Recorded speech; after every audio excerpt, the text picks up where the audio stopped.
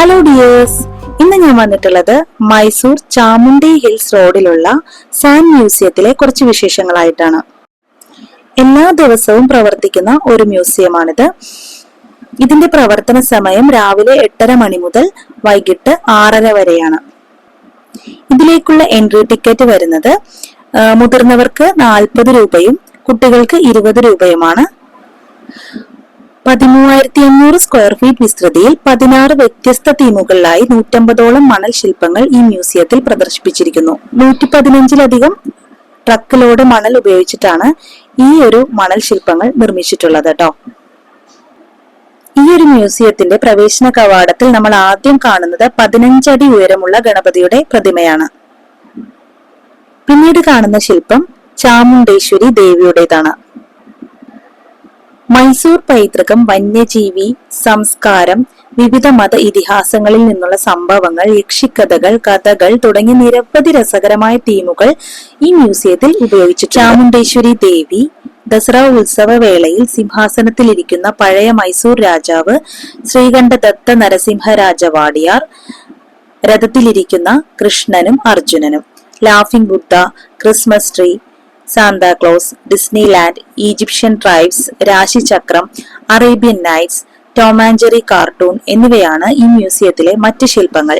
മണലും വെള്ളവും ചെറിയ അളവിൽ പശയും ഉപയോഗിച്ച് മാത്രം നിർമ്മിച്ചവയാണ് ഈ മണൽ ശില്പങ്ങൾ. ഇവ മഴയിൽ നിന്നും വെയിലിൽ നിന്നും സംരക്ഷിക്കപ്പെടുന്നു. പ്രാണികളിൽ നിന്ന് സംരക്ഷിക്കാൻ കീടനാശിനികൾ ഉപയോഗിച്ചിരിക്കുന്നു. ഈ മണൽ ശില്പങ്ങൾ 1 വർഷം വരെ നിലനിൽക്കും. ഇന്ത്യയിലെ പ്രമുഖ മണൽ ശില്പികളിൽ ഒരാളായ MN ഗൗരിയുടെ ആശയമാണ് ഈ മണൽ ശില്പ മ്യൂസിയം. ചാമുണ്ഡി കുന്നുകളിലേക്കുള്ള വഴിയിൽ സ്ഥിതി ചെയ്യുന്ന ഈ അതുല്യ മ്യൂസിയം ഇത്തരത്തിൽ ഇന്ത്യയിൽ ആദ്യത്തേതാണ്. മണലിലെ സങ്കീർണമായ കൊത്തുപണികൾ, ശില്പങ്ങളുടെ സൂക്ഷ്മത, അവയുടെ അതുല്യമായ പ്രമേയങ്ങൾ എന്നിവ ഇതിനെ സന്ദർശിക്കേണ്ട ഒരു സ്ഥലമായി മാറ്റുന്നു.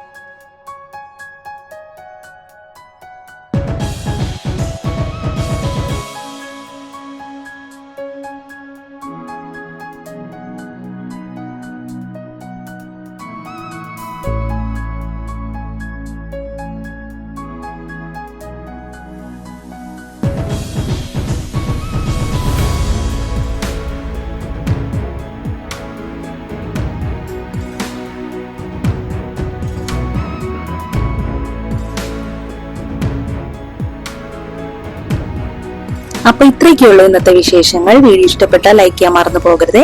Thank you for watching.